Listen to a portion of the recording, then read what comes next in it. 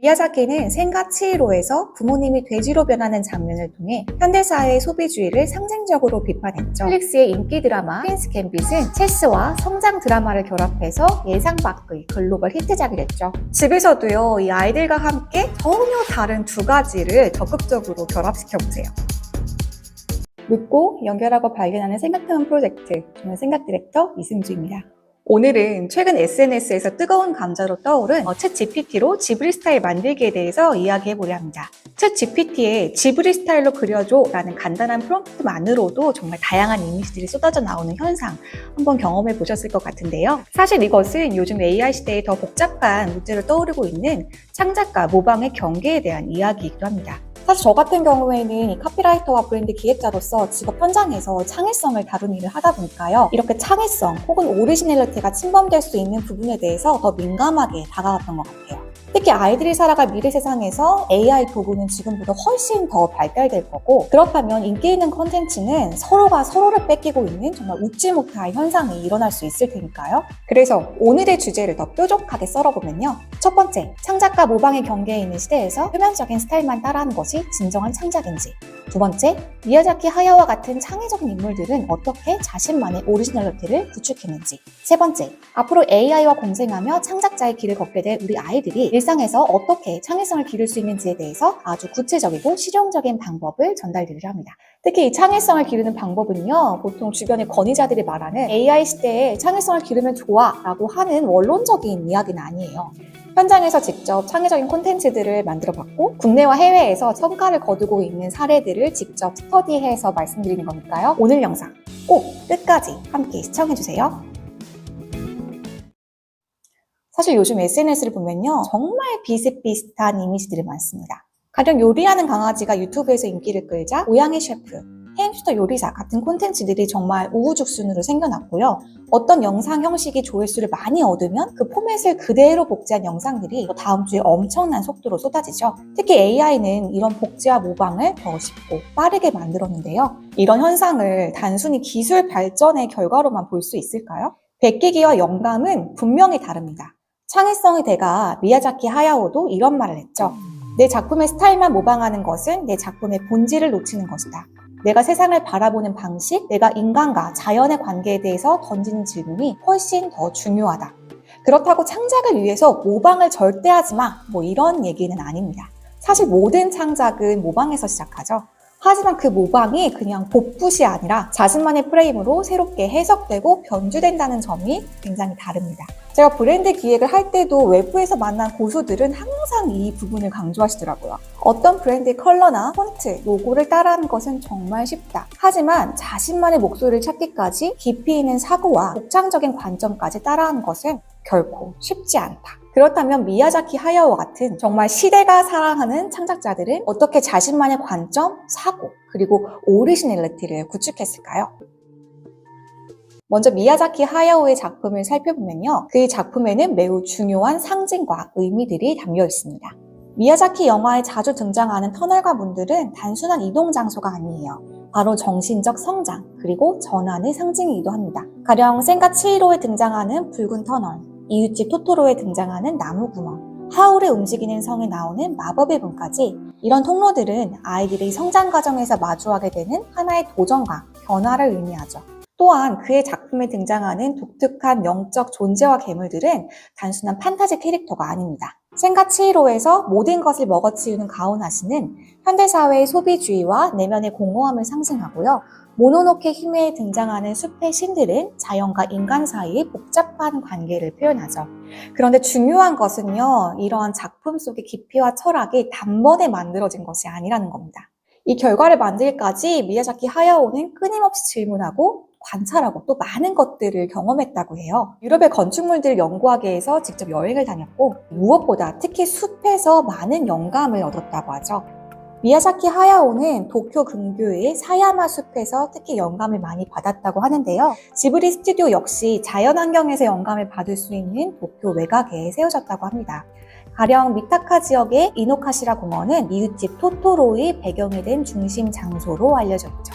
그리고 이렇게 창의성을 발견한 루틴은요, 비단 미야자키 하야오만의 일이 아닌데요. 책 동물농장에서 동물을 통해 적체적 억압과 독재의 위험성을 말한 작가 조지 오웰은 이 작품을 탄생시키기까지 자신만의 경험이 있었다고 해요. 스페인 내전에 참전했던 그는 소련의 스탈린 체제로 대변되는 전체주의의 실상을 직접 목격했고 영국 BBC에서 근무하며 언론이 어떻게 정치적으로 이용되는지 직접 체험했죠. 그는 단순히 책상에 앉아서 상상만 한 게 아니라 자신의 경험과 관찰을 통해서 얻은 통찰을 오화라는 형식으로 재창조했습니다. 비틀즈는 인도 음악, 서양 클래식, 락앤롤을 결합해서 사이키델릭 락이라는 새로운 장르를 개척했죠. 비틀즈는 초기에 미국의 락앤롤을 모방했지만 멤버인 조지 해리슨이 인도의 시타르에 매료되어 이를 음악에 접목시키기 시작했습니다. 또한 프로듀서 조지 마틴과의 만남은 그들에게 클래식 음악의 요소를 가미하게 했죠. 이런 그들의 끊임없는 실험 정신이 결합되어서 서전트 페퍼스, 론리 하츠 클럽 밴드와 같은 혁신적인 앨범이 탄생할 수 있었습니다. 이런 다양한 사례들을 통해서요, 저희는 창의성에 대한 어떤 공통된 원리들을 발견할 수 있는데요. 그 구체적인 7가지 법칙을 아이들과 일상에서 실천할 수 있는 팁들과 함께 바로 알려드릴게요. 첫 번째, 은유와 상징의 법칙입니다. 미야자키는 생가 치히로에서 부모님이 돼지로 변하는 장면을 통해 현대사회의 소비주의를 상징적으로 비판했죠. 디즈니의 겨울왕국은 엘사의 얼음 능력을 통해서 자기 해방이라는 심리적인 여정을 상징적으로 보여줬습니다. 한마디로 레디꼬는 단순한 노래가 아니라 자신의 본 모습을 받아들이는 내면의 여정을 말하기도 합니다. 때문에 집에서 아이들에게 질문을 한번 던져보세요. 행복을 동물로 표현한다면, 슬픔을 날씨로 표현한다면, 사랑을 음악이나 색깔로 나타낼 수 있다면, 우리가 눈으로 보는 현상 그 저변에 다양한 은유와 상징이 있다는 것을 알아챌수록 아마 아이들이 세상을 보는 시각이 더 많이 넓어질 수 있을 거라고 생각합니다. 두 번째는 시점 전환의 법칙이에요. 위키드는 오즈의 마법사에서 악당으로 그려진 서쪽 마녀의 시점으로 이야기를 재해석했고 그녀가 처음부터 악인이 아니라 사회적 편견과 오해로 인해 악당으로 낙인 찍힌 인물임을 보여주죠. 또한 가구 브랜드 이케아는 버려진 전등의 입장에서 가구를 사야 하는 의미에 대해 새로운 광고 콘텐츠를 보여줍니다. 때문에 아이들하고도요, 익숙한 이야기를 한번 다른 시점에서 완벽히 새롭게 바라보세요. 가령 신데렐라를 유리구두의 입장에서, 태양을 지구의 관점에서, 흥부를 놀부의 입장에서 한번 재해석해 보는 겁니다. 이렇게 시점을 바꾸는 것만으로도요, 상당히 재미있는 이야기가 펼쳐지고요. 이 관점을 바꿈으로 인해서 더 많은 시야가 열리는 것을 피부로 체험하실 수가 있으실 거예요. 세 번째는 경계 파괴의 법칙입니다. 피카소는 아프리카 부족 마스크와 서양 초상화 전통을 융합해 큐비즘을 탄생시켰고 현대 패션에서는 발렌시아가가 럭셔리와 스트릿 패션의 경계를 허물어서 아주 독특한 정체성을 확립했죠. 한번 아이들과 다양한 원칙과 사물들을 결합시켜보세요. 동물과 가전제품을 섞고 음식과 건물을 섞어서 새로운 창작물을 한번 만들어보는 거예요. 실제로 광고회사나 저희 브랜드 기획에서 가장 많이 활용하는 방법이기도 한데요. 경계를 넘어서 잘 섞을수록 좋은 아이디어가 나온다는 것이 저희 선배들이 알려준 창의성의 제1법칙이기도 합니다. 네 번째는요, 스케일 전환의 법칙이에요.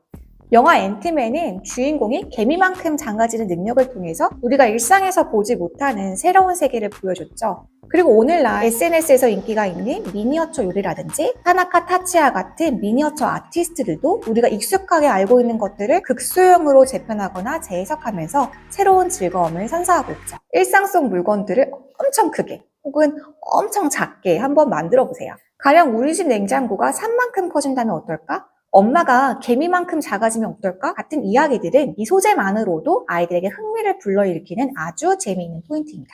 다섯 번째는 융합과 하이브리드의 법칙입니다. 요요마는 클래식 첼로 연주와 다양한 문화의 음악을 결합해서 실크로드 앙상블이라는 혁신적인 음악 그룹을 결성했고 넷플릭스의 인기 드라마 퀸스 갬빗은 체스와 성장 드라마를 결합해서 예상 밖의 글로벌 히트작이 됐죠. 집에서도요, 이 아이들과 함께 전혀 다른 두 가지를 적극적으로 결합시켜보세요.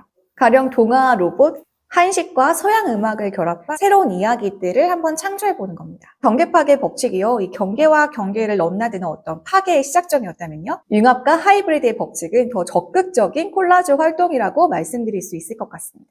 여섯 번째는 제약과 역설의 법칙입니다. 해밍웨이는 단 6단어로 소설을 썼고 몬드리안은 3가지 기본 색상과 직선만 사용해서 독창적인 추상화 스타일을 개발했죠. 때문에 아이들과 한번 제약 활동이 담긴 창작을 해보세요. 가령 3가지 색만 사용해서 그림 그려보기, 한 장소에서만 벌어지는 3일간의 이야기 등 의도적인 제약을 둘수록 정말 이 창의성이 청개구리처럼 커집니다. 마지막 7번째, 반복과 변주의 법칙입니다. 바흐는 하나의 주제를 끊임없이 변주해서 명곡을 만들었고, 앤디 워홀은 같은 이미지를 반복하되 색상과 배치를 달리해서 대중문화의 본질을 탐구했죠. 아이들과 한 가지 주제를 정해서요, 일주일간 매일 다른 방식으로 한번 표현해보세요. 말도 좋고 글쓰기도 좋고 단순한 대화도 좋습니다. 일주일간 내 창문으로 보는 날씨들은 어떻게 달라지는지, 우리 집 냉장고 소리는 어떻게 달라지는지, 우리 엄마의 부엌 안에서의 표정은 또 어떻게 달라지는지, 매일매일 같아 보였던 어떤 사물이나 대상이 그날의 느낌, 감정, 또 상황에 따라서 다양하게 변주될 수 있다는 것을 아마 체험하게 될 거예요. 오늘은요, 지브리 스타일 베끼기 이슈를 넘어서요, 우리 아이들이 일상에서 어떻게 창의성을 발현시킬 수 있는지에 대한 창의성 법칙 7가지를 살펴봤습니다.